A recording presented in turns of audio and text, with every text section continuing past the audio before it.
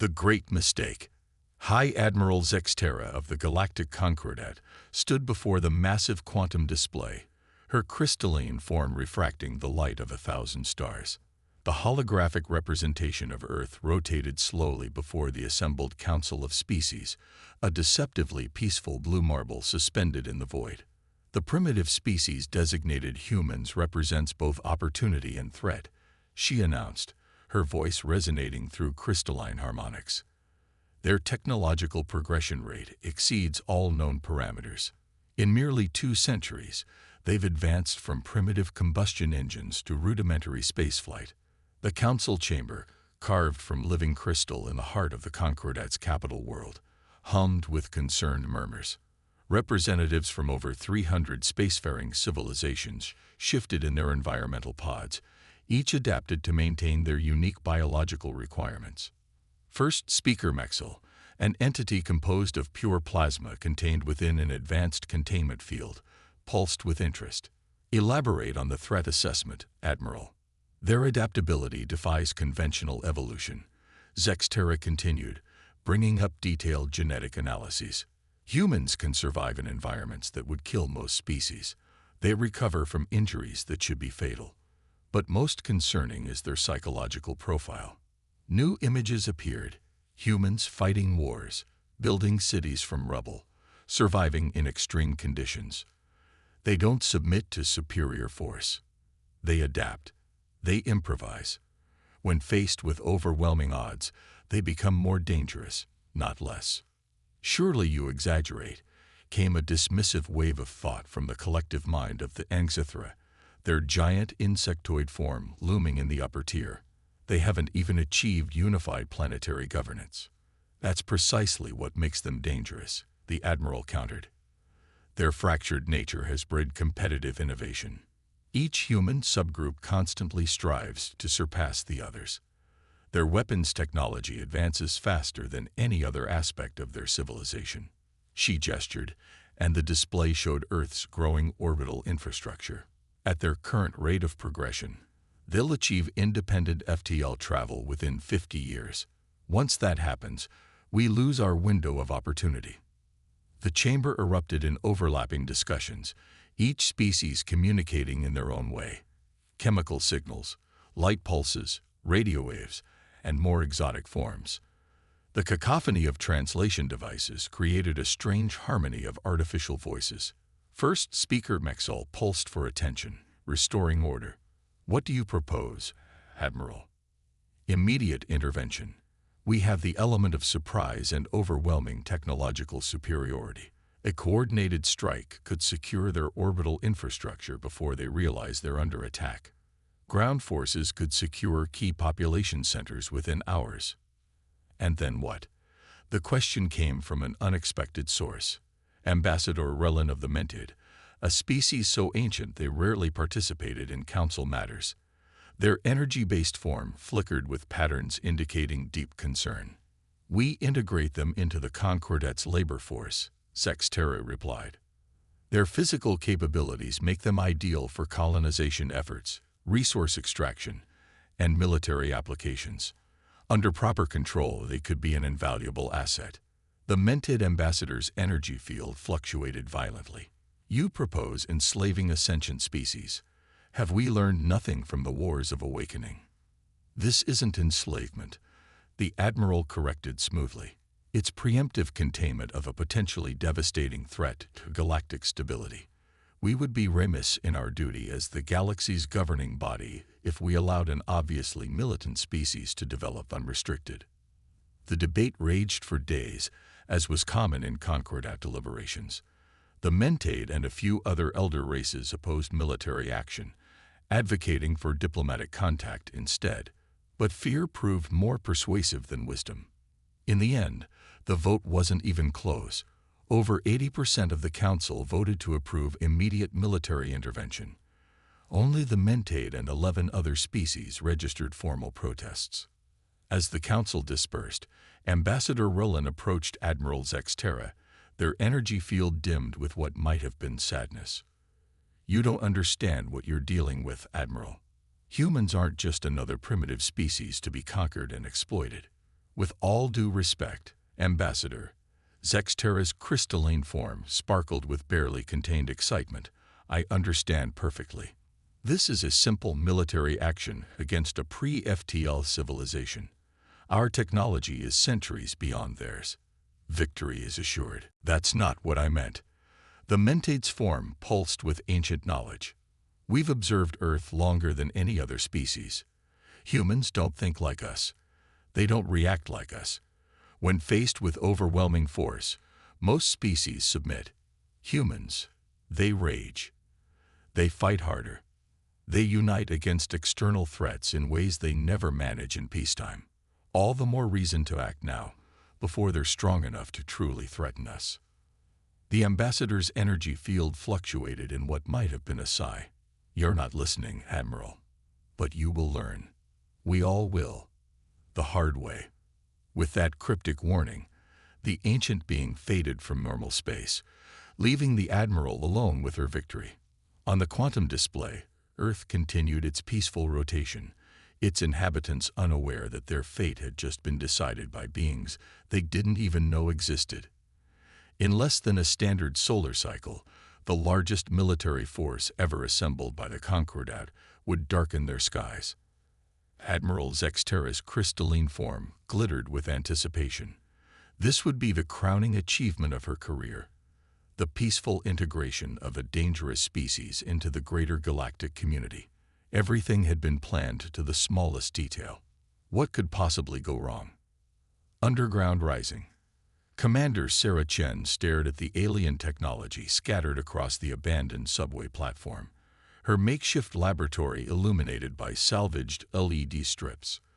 3 months after the invasion, humanity had learned some harsh lessons, and some invaluable ones.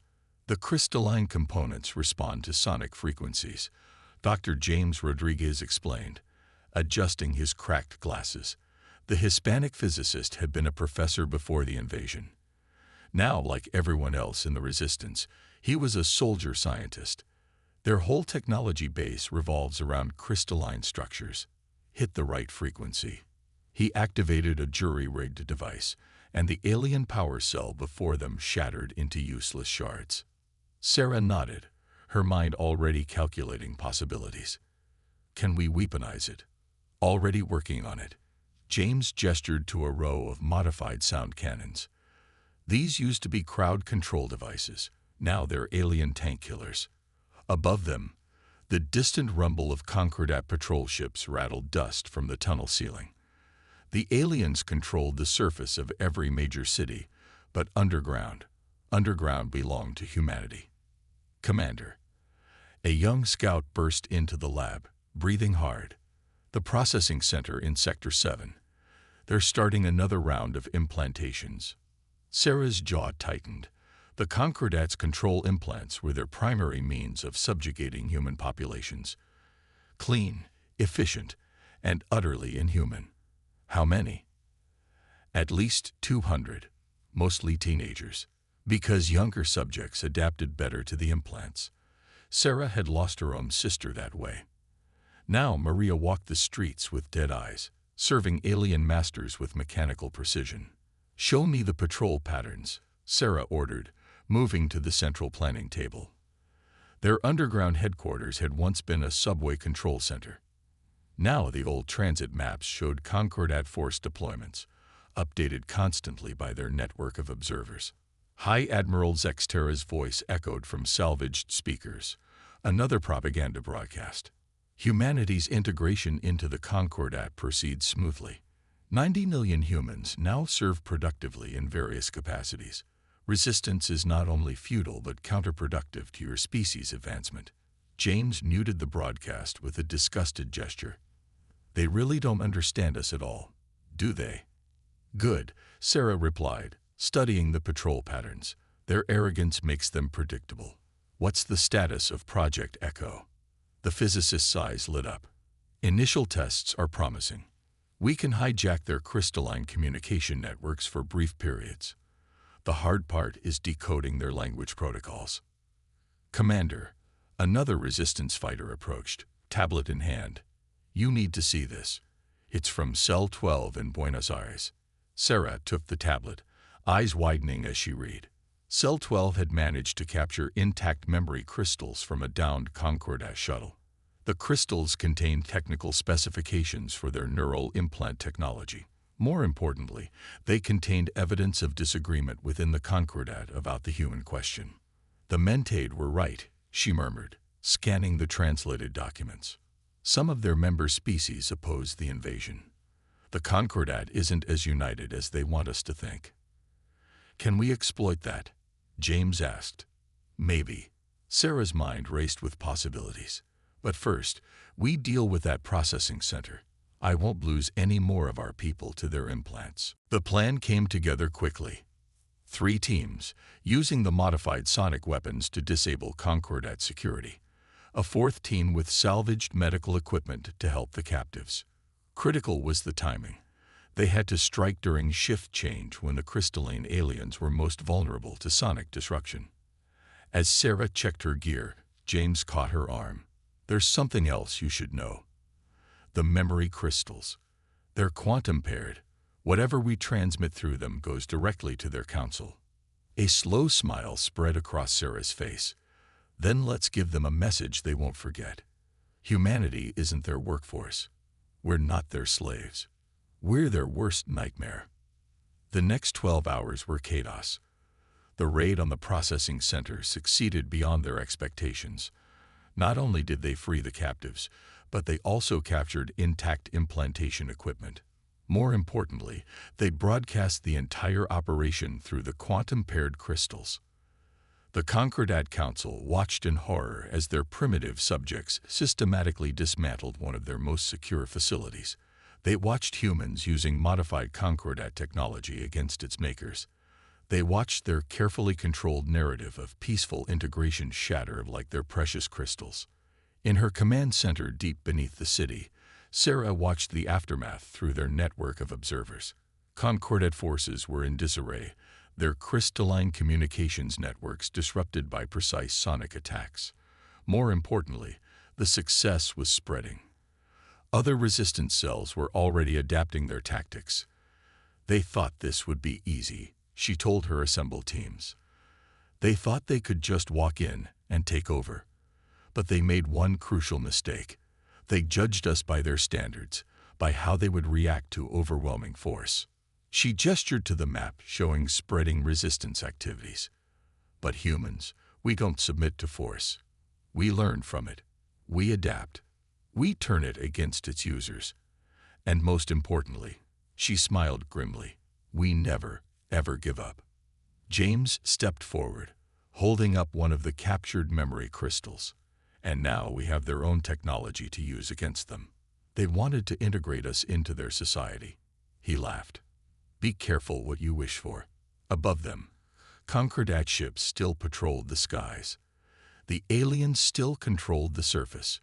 But underground, in hidden labs and forgotten tunnels, humanity was learning, adapting, and preparing. The Concordat had started this war thinking they were dealing with primitives. They were about to learn just how wrong they were. The Silent Revolution. High Admiral Zextera's crystalline form vibrated with barely contained fury as she reviewed the latest reports. 6 months of increasingly sophisticated human resistance had evolved into something far more insidious. The primitives weren't just fighting back. They were infiltrating, subverting, and corrupting the very systems meant to control them. Explain to me, she demanded of her security chief, how slaves with neural implants are bypassing our control protocols. The security chief, a towering mass of crystalline shards, displayed patterns of deep distress. The humans, they're adapting to the implants, not just resisting them. Their brains are actually rewiring themselves around our controls. Impossible. The technology is perfected, tested on 1,000 species. None of those species had human neuroplasticity. A new voice interjected. Dr. Nix, the Mentate scientist who'd opposed the invasion, materialized in the chamber. We tried to warn you. Human brains don't just resist change. They thrive on it. Every attempt to control them makes them stronger. In a secure facility beneath London's ruins, Maya Winston carefully adjusted her neural implant's frequency. The alien device that was supposed to ensure her obedience now served as the perfect infiltration tool. Around her, dozens of other controlled humans went about their assigned tasks in the Concordat's primary European research facility. Storage Sector 7 is clear, her partner's voice whispered through the modified implant. Thomas Chen, Sarah's brother, had volunteered for implantation specifically for this mission. Got the new security protocols downloaded. Maya allowed herself a small smile as she continued her work, seemingly the perfect obedient slave. The aliens never questioned why this batch of humans performed their duties with such perfect efficiency. They never wondered why productivity in certain sectors had actually increased under human management. They never suspected that every apparently loyal human worker was gathering intelligence, sabotaging systems in ways too subtle to detect, and slowly bringing down the Concordat from within. You know what's really ironic? Thomas murmured through their secure channel. They gave us these implants to network us into their systems. Now we're using that network to build our own.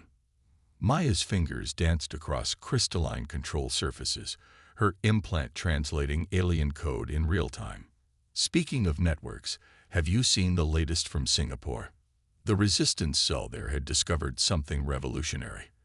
The crystalline technology that powered everything from Concordat ships to their neural implants wasn't just programmable.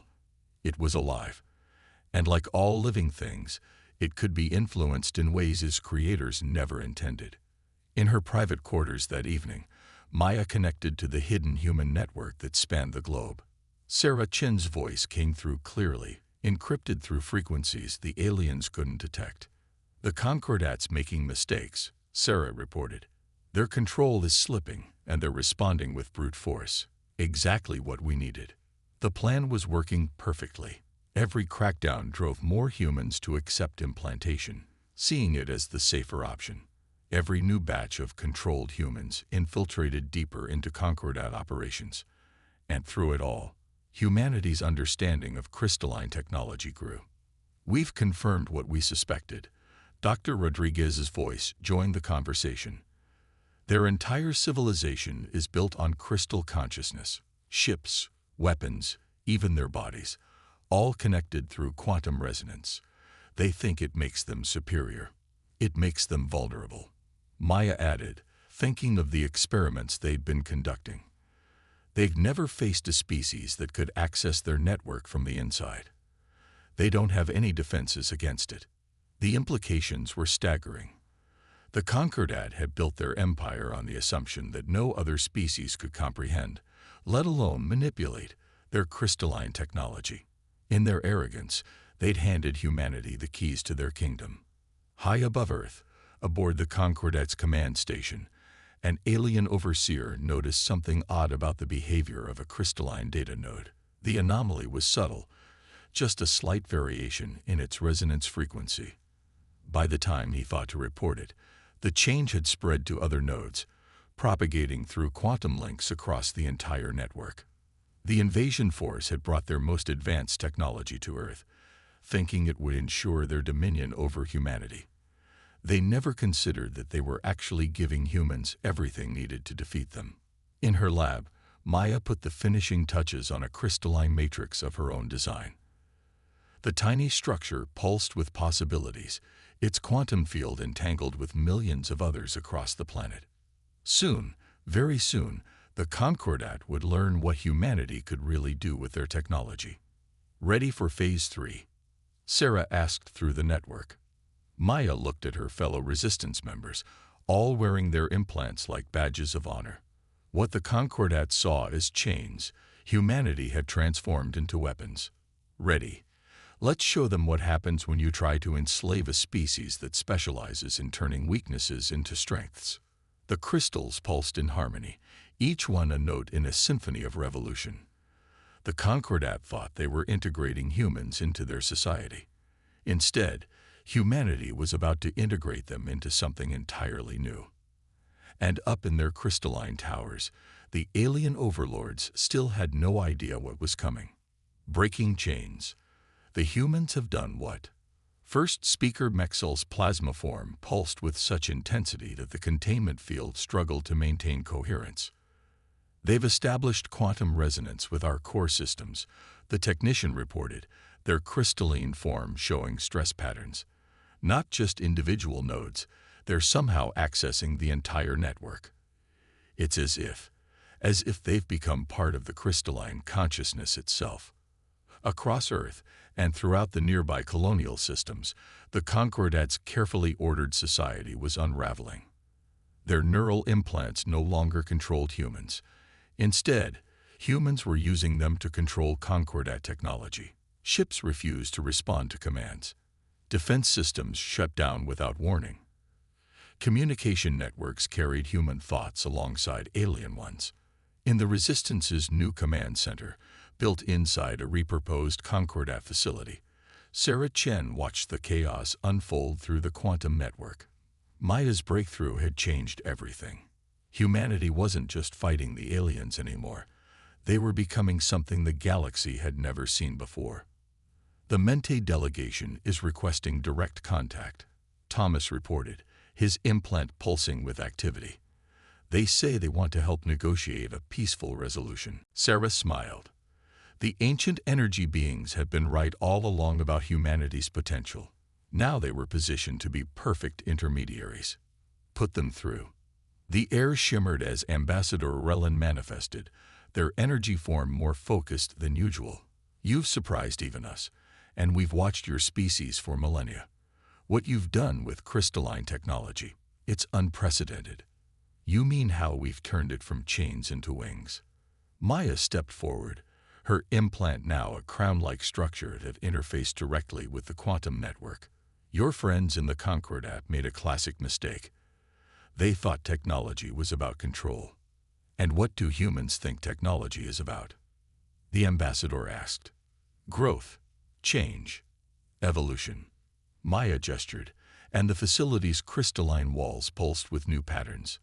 Everything the Concordat built was about maintaining stasis, their perfect, unchanging order. But crystals aren't meant to be static. They're meant to grow. High Admiral Zexterra was discovering this truth the hard way. Her flagship, once the pride of the Concordat fleet, now responded to human commands as readily as alien ones. The crystalline technology that she'd thought made her species superior had become a conduit for humanity's influence. "We need to sterilize the planet," she declared to her remaining loyal commanders. "Destroy everything and start over." "That would be unwise," a human voice echoed through the ship's systems. Sarah Chen's image appeared on every crystal surface. "Your weapons don't work anymore, Admiral. But more importantly, you still don't understand what's really happening here." Screens throughout the ship activated, showing scenes from across Earth and the colonies. Humans working alongside alien species, not as slaves, but as partners. The neural implants, redesigned by Maya's team, now facilitated true communication and cooperation. "You wanted to force us into your society," Sarah continued. "Instead, we're transforming it. Look around you, Admiral. Look at what happens when you try to enslave a species that thrives on adversity." The images showed more. Hybrid technologies combining human ingenuity with alien crystalline systems.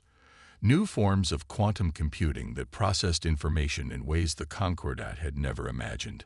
Medical breakthroughs using modified neural implants to cure diseases that had plagued both humans and aliens. "Your own people are starting to understand." Maya's voice joined Sarah's. "The younger generations of your species, especially. They see what's possible when you embrace change instead of fearing it." It was true. Throughout the Concordat, crystalline beings were choosing to work with humans rather than against them. The rigid hierarchy that had defined their civilization for millennia was dissolving, replaced by something more dynamic, more alive. Ambassador Rillan observed it all with what might have been satisfaction. "We knew humanity would change the galaxy. We just didn't expect it to happen quite like this." "That's the thing about humans," Sarah replied. "We never do what's expected. You give us chains, we make them into tools. You try to isolate us, we build new connections. You want to keep us down, She paused, watching as another Concordat battle group switched allegiance, their crystalline systems resonating with human-modified frequencies. We take everyone higher with us. High Admiral Zexterra watched her empire crumble, not through violence, but through transformation. The humans hadn't just defeated the Concordat. They were remaking it into something entirely new. You should have listened to the Mentate. Sarah's voice came one final time. Humans don't just resist control. We transcend it. And now we're going to show you what real integration looks like. The crystal walls pulsed with new life, and the revolution that would reshape the galaxy entered its final phase. Paradigm shift. The grand chamber of the new Galactic Council bore little resemblance to the crystalline fortress where Earth's fate had been decided 2 years earlier. Here, representatives of all species, including humans, gathered in a space that adapted to each being's needs through a hybrid of crystalline technology and human innovation. Maya Winston stood at the central podium, her neural interface crown glowing with quantum connections. Behind her, the massive form of High Admiral Zexterra towered in its crystalline glory, but now as an ally rather than an enemy. The integration is complete, Maya announced to the assembled representatives. The quantum network now spans 17 systems, with more joining daily. The age of forced servitude is over.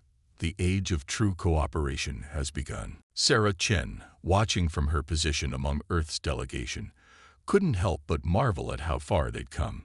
What had started as a desperate resistance in underground tunnels had evolved into something no one, human or alien, could have predicted. Show them, she transmitted to Maya through their shared network. The chamber's air filled with holographic displays showing the unprecedented achievements of human-alien cooperation. Cities where crystalline structures grew alongside traditional human architecture, each enhancing the other. Spacecraft combining Concordat quantum technology with human innovation, achieving speeds even the ancient Mentate had thought impossible. Most impressive were the medical advances. The same neural implants once used to enslave humans now cured diseases, repaired injuries, and even extended lifespans across multiple species. When you came to Earth, Maya continued, you thought you were dealing with primitives. You saw our divisions, our conflicts, our seemingly endless wars, and you thought us weak. What you didn't understand was that those very challenges had made us strong, had made us adaptable. Ambassador Roland's energy form pulsed in agreement. Humanity's greatest strength was never their technology or their physical capabilities. It was their ability to turn adversity into advantage. High Admiral Zexterra stepped forward, her crystalline form now incorporating elements of human design. I stand before you as living proof of this truth. My people thought we were perfect, unchanging. Humans taught us that true perfection lies in the ability to grow, to change, to become more than we are. The displays shifted to show the newest breakthrough, a fusion of human consciousness and crystalline technology that allowed direct neural interface between all sapient species. Not control, but true communication and understanding. We call it the Unity Network, Maya explained. Voluntary participation, complete privacy protection, and unlimited potential for growth. This is what real integration looks like. From their observation pod, Dr. Rodriguez and Thomas Chen monitored the quantum frequencies that connected everyone in the chamber. Signal strength at 100%, Thomas reported. Every species' neural patterns are synchronizing perfectly. Hard to believe this all started with them trying to put control implants in our brains, James mused. Talk about your unintended consequences. Sarah smiled, remembering those early days of resistance. They gave us the tools to reshape their entire society. All because they couldn't imagine we'd use their technology in ways they'd never considered. The chamber erupted in overlapping communications as representatives from across the galaxy processed the implications. Species that had been part of the Concordat for millennia were discovering new possibilities through human innovation. Younger races saw opportunities for advancement without submission to the old hierarchy. The future we propose, Maya concluded, is not one of masters and slaves, not even one of leaders and followers. It's a future of true cooperation, where every species contributes its unique strengths to the greater whole. Ambassador Rillan moved to the center of the chamber, their energy form bright with approval. We watched humanity for thousands of years, knowing they would change the galaxy. But even we didn't foresee this. You haven't just overcome the Concordat's attempt to enslave you. You've transformed the entire concept of galactic civilization. High Admiral Zexterra's crystalline form resonated with what might have been laughter. They did warn us. Every species that opposed the invasion tried to tell us, humans don't submit to force. They adapt, they overcome, they transform. And we take everyone with us, Sarah added, standing to join Maya at the podium. That's the real difference between your old way and our new one. The Concordat tried to force the galaxy to remain static, unchanging. Humanity's gift is showing that true strength lies in embracing change. The vote that followed was even more decisive than the one that had authorized Earth's invasion. Species after species pledged to join the Unity Network, to embrace the new paradigm of cooperation and growth. As the chamber emptied, Maya and Sarah stood looking out at the stars through the crystalline walls. Somewhere out there, other civilizations were still following the old ways of conquest and control. They'll learn, Maya said, her neural interface crown pulsing with possibilities. Sooner or later, everyone learns. You don't conquer humanity. You evolve with us. The crystalline walls hummed in harmony with human thoughts, a symphony of transformation that would continue to reshape the galaxy for generations to come. The species that had tried to enslave humanity had instead been uplifted by them, transformed into something greater than they had ever imagined possible.